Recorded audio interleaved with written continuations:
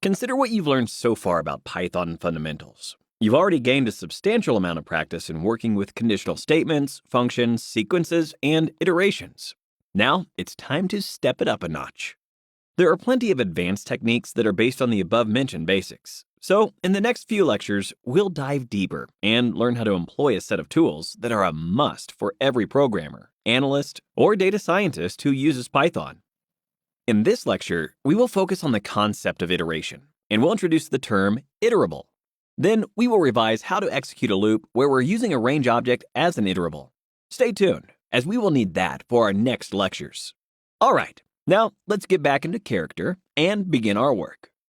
To understand iterations better, we should start from sequences. Actually, you're already well familiar with them. Tuples and lists, for example, are instances of sequences. Let me show you real quick. Say T is a tuple containing the values 4, 5, 6, and 7, while L is a list where we've stored some floats.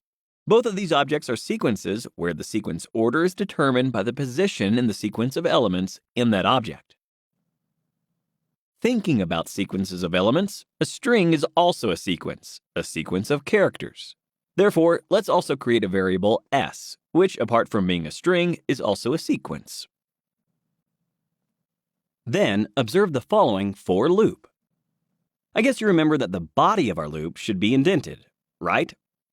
Practically, it specifies the operation that will be executed at every iteration, or pass, of the loop.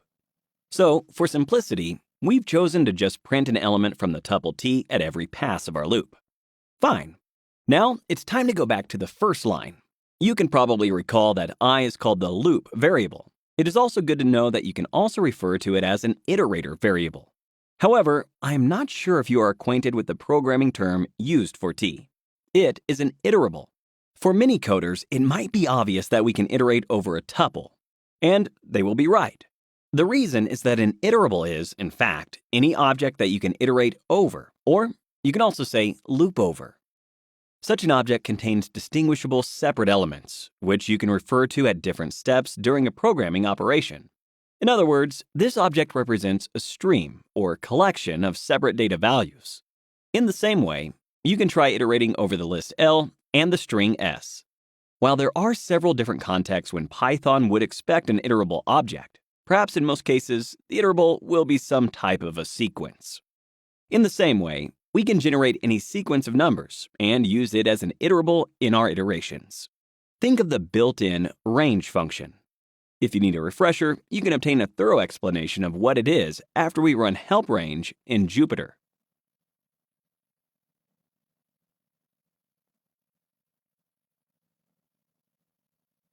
Anyways, we won't need all the details to complete our task at hand. First, let's create an iterator for a range object with a stop value of, say, 5, while the start and step values are the default ones.